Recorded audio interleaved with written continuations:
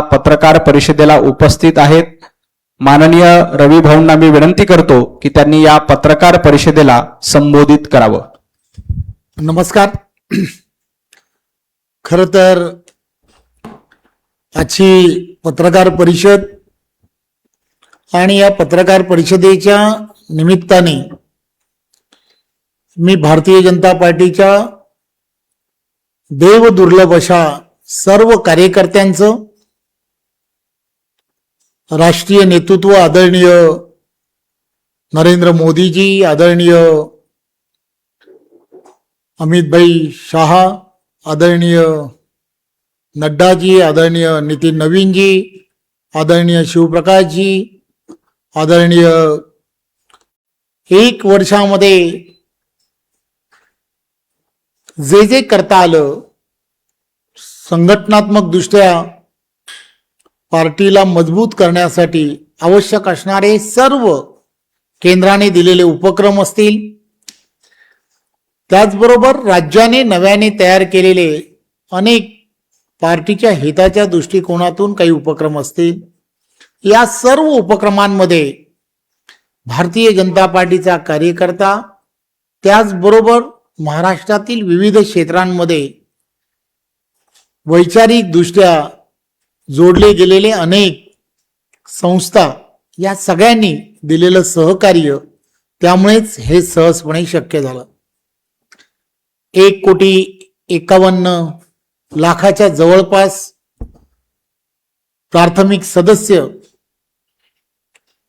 भारतीय जनता पार्टीच्या सर्व कार्यकर्त्यांनी केलेल्या अथक प्रयत्नांमुळे करता आले.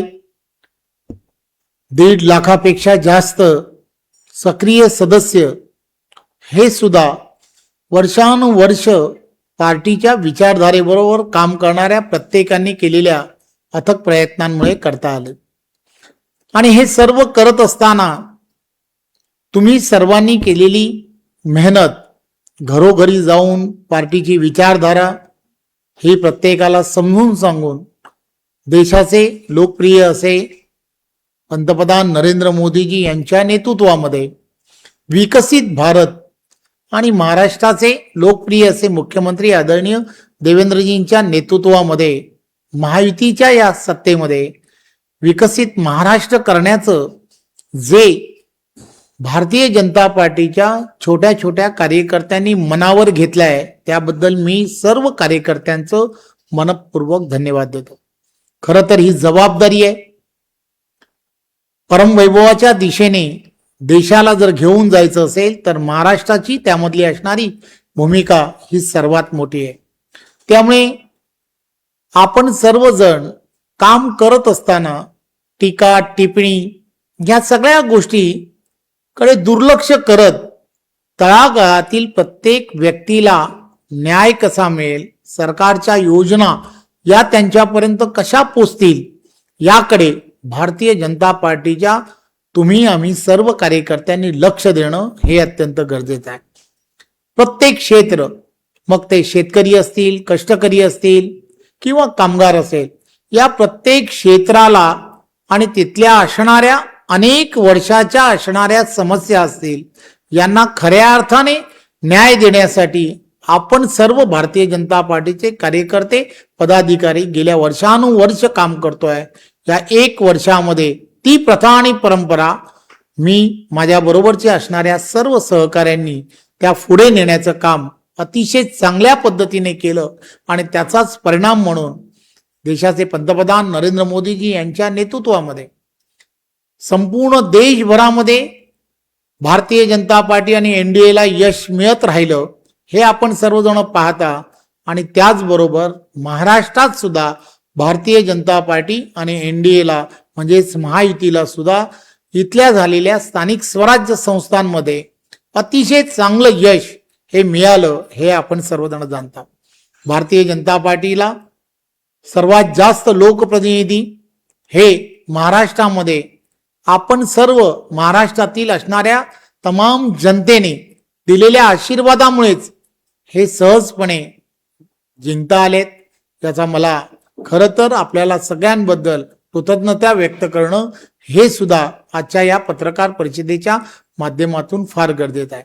आपण पाहिलं असेल 29 पैकी 24 महानगरपालिकांमध्ये जवळजवळ महायुतीचेच महापौर बसलेले आहेत.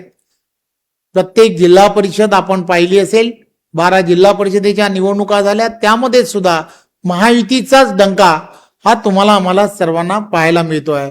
आणि यामध्ये सर्वात जास्त ठिकाणी महापौर किंवा जिल्हा परिषद अध्यक्ष किंवा पंचायत समितीचे सभापती असतील, हे सर्वात जास्त भारतीय जनता पार्टीचे आहेत, हे मला सांगायला आनंद होतो. भारतीय जनता पार्टीच्या प्रत्येक कार्यकर्त्यांनी केलेली प्रचंड मेहनत, सेवा ही संघटन या माध्यमातून भारतीय जनता पार्टीचा प्रत्येक कार्यकर्ता काम करतोय. मग आपण पाहिलं असेल, आपले लोकप्रिय असे मुख्यमंत्री देवेंद्रजी यांचा गेल्या वर्षी वाढदिवस आपण सेवा ही संघटनच्या माध्यमातून साजरा केला आणि प्रत्येक कार्यकर्त्यांनी मेहनत केली.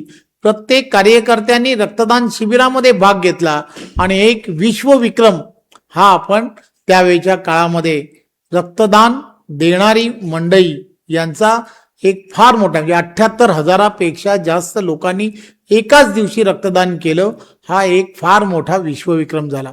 खरं तर त्याचबरोबर पर्यावरणाची जबाबदारी आपली आहे आणि या दृष्टिकोनातून सुद्धा एक पेड माँ के नाम या विषयामध्ये सुद्धा जागतिक पर्यावरण दिनाच्या निमित्ताने सुद्धा भारतीय जनता पार्टीच्या प्रत्येक कार्यकर्त्याने बूथवरती आपल्याला त्या ठिकाणी कशा पद्धतीने आपल्याला वृक्षांचं संवर्धन करता येऊ शकतं या दृष्टिकोनातून सुद्धा मोठं काम हे उभं केलेलं आहे.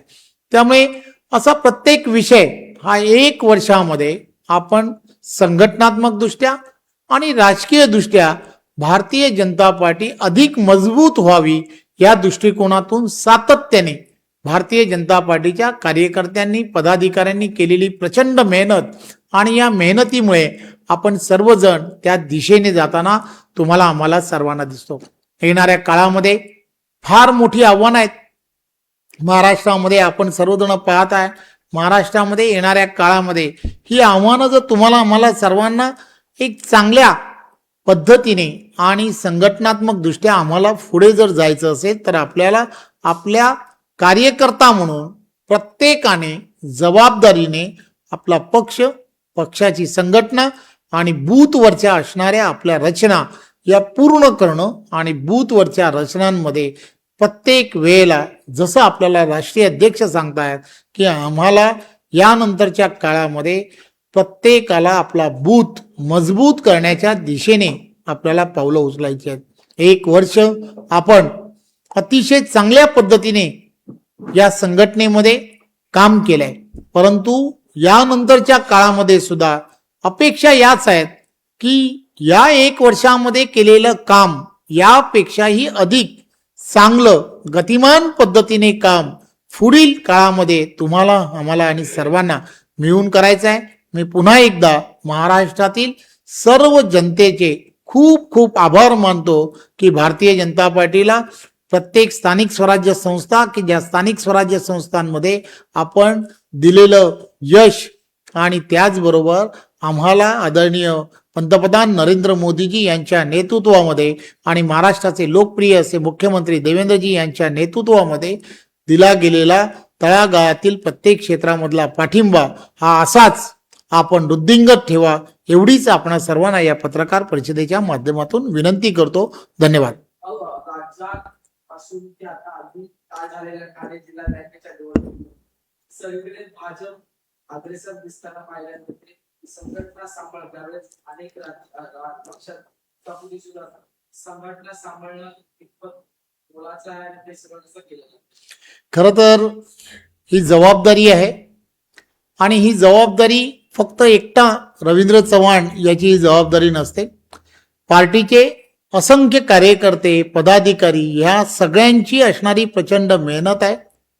मंडल स्तरावरचा असणारा छोटा छोटा कार्यकर्ता असेल, बूथ स्तरावरचा असणारा कार्यकर्ता असेल, शक्ती केंद्र प्रमुख असतील किंवा त्याचबरोबर जिल्हाध्यक्ष, त्याचबरोबर तिथले निवडून आलेले लोकप्रतिनिधी असतील, या सगळ्यांची असणारी प्रचंड मेहनत आणि त्याचबरोबर सरकार म्हणून देवेंद्रजींच्या नेतृत्वात करत असलेलं काम जे महायुतीचं काम सुरू आहे, या सगळ्याचा फायदा हा संघटना वाढीच्या दृष्टिकोनातून फार मोठ्या प्रमाणात होतोय आणि पार्टी ही सर्व बाजूने प्रत्येक क्षेत्रामध्ये वाढताना त्यामुळे आपल्याला दिसते. वर्षभराचा लेखाजोखा तुम्ही आता मांडत आहात वर्ष भविष्यातील रणनीती काय आहे, कसं काम असणार आहे आणि किती लॉंग टर्म गोल केलेला आहे.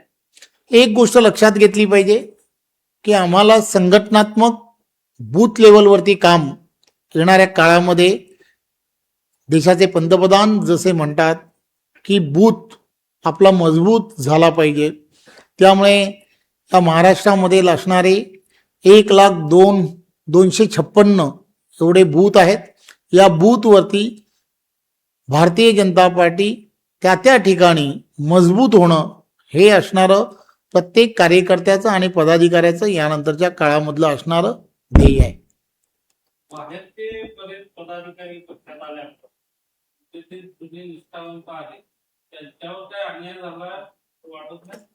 एक गोष्ट लक्षात घेतली पाहिजे की आपण पाहिलं असेल की देशामध्ये आणि राज्यामध्ये देशाचे पंतप्रधान नरेंद्र मोदीजी आणि महाराष्ट्रामध्ये महाराष्ट्राचे लोकप्रिय असे मुख्यमंत्री देवेंद्रजी, या दोघांच्या नेतृत्वामध्ये आपण पाहिलं असेल की यांचं काम सबका साथ सबका विकास या माध्यमातून तळागाळातील प्रत्येक क्षेत्रामध्ये विविध योजना असतील, विविध उपक्रम असतील, या सगळ्या गोष्टींमुळे यांचा त्या ठिकाणी मोठ्या प्रमाणामध्ये प्रभाव हा तुम्हाला आम्हाला सर्वांना जाणवताना दिसतो आणि यांच्या प्रभावामुळे मोठ्या प्रमाणामध्ये विविध पक्षांमध्ये, विविध संस्थांमध्ये काम करणारे असंख्य कार्यकर्ते, पदाधिकारी हे सर्वच्या सर्व भारतीय जनता पार्टी पक्षाबरोबर येण्यासाठी उत्सुक असतात.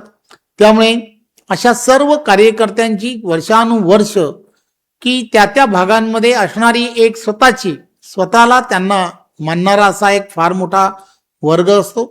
त्यामुळे त्या भागांमध्ये त्या सगळ्या त्यांच्या असणाऱ्या, त्यांना ओळखणाऱ्या, त्यांना मानणाऱ्या आणि त्यांची असणारी विकासात्मक कामं ही पूर्ण होणं ही त्यांची जबाबदारी असते. आणि मग त्या जबाबदारीपोटी असे असंख्य नेते मंडळी की जे भारतीय जनता पार्टीमध्ये आले, त्यामुळे भारतीय जनता पार्टीची 100% ताकद ही वाढलेली आहे. जुने आणि नवीन हा थोडासा का होईना थोडं त्यामध्ये ज्याला आपण म्हणतो की समन्वय हा होणं हे अत्यंत गरजेचं असतं. आम्ही हा प्रयत्न नेहमीच करत असतो की जुने आणि नवीन हा समन्वय हा घडवून आणावा आणि आम्हाला पूर्ण खात्री आहे देवेंद्रजींच्या नेतृत्वामध्ये हा समन्वय हा बऱ्याच ठिकाणी 80% जास्त ठिकाणी झालेला आहे. 20% ज्या ठिकाणी असे समन्वय बाकी आहेत त्या ठिकाणी आम्ही, आमचे कार्यकर्ते, माझ्याबरोबर असणारे सर्व पदाधिकारी हे प्रत्यक्षात जाऊन तो समन्वय कसा होईल आणि भारतीय जनता पार्टी एक संघपणे बूथवरती जी लढाई आम्हाला जिंकायची आहे त्या लढाईसाठी कसा सज्ज होईल यासाठी आम्ही प्रयत्न करतो. सचिन भाऊ आहेत, काल या ठिकाणी शिंदे गेले, आज त्यांचे सरकारी आहेत, सुनील शिंदे पण जात आहेत. अशा पद्धतीनं महायुतीत मोठ्या प्रमाणात आमदार असतील, खासदार असतील ते येत आहेत, दुसरीकडे टीका होते, कसं बघताय? एनडीए मध्ये येणाऱ्या सर्वांचं भारतीय जनता पार्टीकडून स्वागत आहे, यात काही शंका नाही. आता शेतकरी म्हणतात की शेतकरी किंवा सर्वसामान्यांच्या प्रश्नांकडे राजकीय नेत्यांचं, सरकारचं लक्ष नाही, फोडाफोडीच्या राजकारणात जास्त आढळतं. आपण जे म्हणताय, आपण पाहिलं असेल की देशाचे पंतप्रधान नरेंद्र मोदीजी यांच्या नेतृत्वामध्ये 2014 पासून आजपर्यंत आपण पाहिलं असेल आणि आदरणीय देवेंद्रजींच्या नेतृत्वामध्ये महाराष्ट्रामध्ये किसान सन्मान योजनेच्या माध्यमातून प्रत्येक शेतकऱ्याला गेली वर्षानुवर्ष किसान सन्मान योजनेच्या माध्यमातून लाभ देण्याचं काम हे सरकारच्या माध्यमातून होत आहे. विविध योजना असतील, मग त्या खतांच्या संदर्भामध्ये, युरियाच्या संदर्भामध्ये असणारी जी 2014च्या अगोदरची असणारी परिस्थिती आणि आताची आपण पाहिलेली परिस्थिती तुमच्या लक्षात येत असेल, त्यामध्ये झालेला बदल हाही आपण सर्वजण पाहता. त्यामुळे कर्ज आणि कर्जाच्या संदर्भामध्ये कर्ज माफी मिळाली पाहिजे किंवा त्या संदर्भात सुद्धा महाराष्ट्रातील असणाऱ्या सरकारने घेतले गेलेले निर्णय असतील, हेही आपण पाहिले असतील. एक गोष्ट लक्षात घेतली पाहिजे, प्रत्येक निर्णय हा त्या त्या क्षेत्रातील असणाऱ्या प्रत्येकाला फायदेशीर कसा होईल. आपण पाहिलं असेल, अतिवृष्टीमुळे झालेलं नुकसान असेल, या नुकसान हे सुद्धा वेगळ्या पद्धतीने आपण पाहिलं असेल की काही ठिकाणी एवढ्या मोठ्या प्रमाणामध्ये ज्यावेळेला अतिवृष्टी झाली, जमीन खरडून गेली. खरडून गेलेल्या जमिनीला सुद्धा कशा पद्धतीने अनुदान देता येईल याचा विचार हा पहिल्यांदा सरकारने केला. शेतकरी हा मायबाप आहे आणि शेतकऱ्याला आधार दिला गेला पाहिजे, ही भूमिका केंद्रातलं सरकार असेल, राज्यातलं सरकार असेल, हे वारंवार करतंय. NDRFच्या नॉर्म्सच्या बाहेर जाऊन शेतकऱ्यांना देण्याचं काम किंवा या सगळ्या गोष्टी आम्ही सर्वजण पाहताय, हे सातत्याने सरकारच्या माध्यमातून केलं जात आहे. विरोधक या संदर्भातल्या ज्या टीका करतायत त्या टीकांना सुद्धा काहीही बेसलेस अशा या टीका आहेत असं मला वाटतं. धन्यवाद. सर्वांचे मनापासून आभार. धन्यवाद. बरोबर ना? ताज्या अपडेट्स आणि ताज्या बातम्यांसाठी आजच सबस्क्राईब करा आपला Sindhudurg digital news channel. Like करा, शेअर करा, कमेंट करा आणि महत्त्वाचं म्हणजे बेल आयकॉनला क्लिक करा.